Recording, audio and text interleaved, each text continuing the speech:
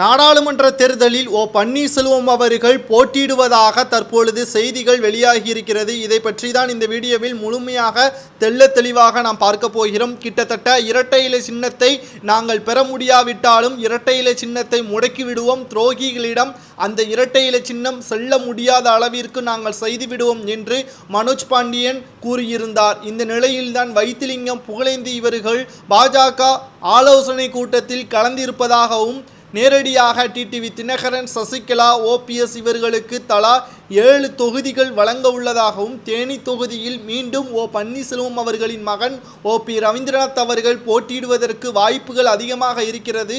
பன்னீர்செல்வம் அவர்கள் சரி என்று கூறினால் மட்டும் போதும்.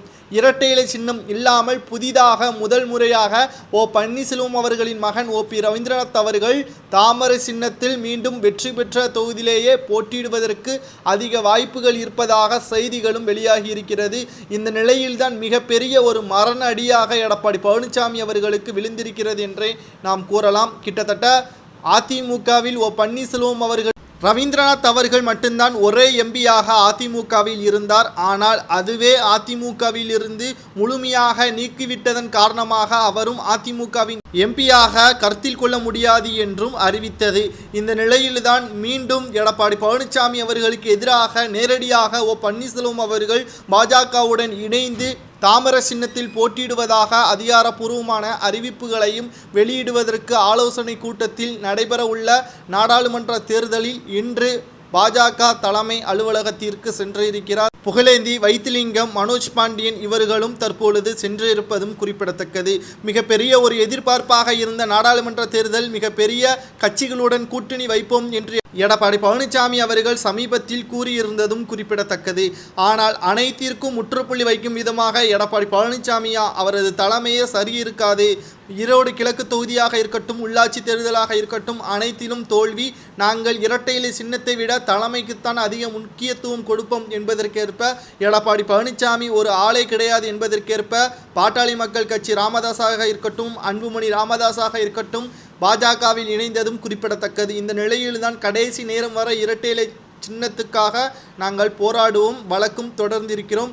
இல்லை என்றால் பாஜகவில் தாமரை சின்னத்தில் தேனி தொகுதி, விழுப்புரம் போன்ற தொகுதிகளில் நிச்சயமாக நாங்கள் களத்தில் இறங்குவோம் என்றும் பன்னீர்செல்வம் அவர்களின் மகன் ரவீந்திரநாத் அவர்கள் எங்களது ஆதரவாளராக நாங்கள் தேர்வு செய்துள்ளோம் என்றும் புகழேந்தி, வைத்திலிங்கம், மனோஜ் பாண்டியன் அவர்களும் கூறியுள்ளனர்.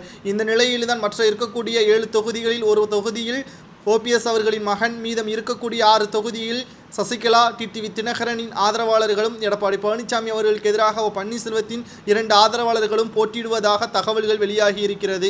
ஒட்டுமொத்தமாக வேட்பாளர்கள் பட்டியலான ஆலோசனை நாளை காலை நடைபெறும் என்றும் முழுமையாக அதிகாரப்பூர்வமான வேட்பாளர்கள் பட்டியல் பன்னீர்செல்வம் தரப்பிலிருந்து தகவல்கள் வெளியாகும் என்றும் தற்பொழுது தகவல்கள் வெளியாகி இருக்கிறது.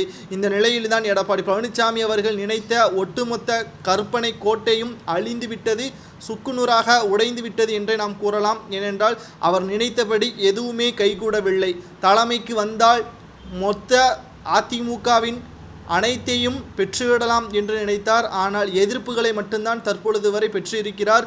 இன்னும் 40 தொகுதிகளில் தனித்து போட்டியிடுவேன் என்று எடப்பாடி பழனிசாமி அவர்கள் அறிவித்தாலும் அது அவருக்கு மிகப்பெரிய ஒரு பாதகமாகத்தான் வரும் என்றே நாம் கூறலாம். ஏனென்றால் சாதி ரீதியாக எடப்பாடி பழனிசாமி அவர்கள் பார்ப்பதாக அவர் மீது ஏற்கனவே குற்றங்களும் சுமத்தப்பட்டன.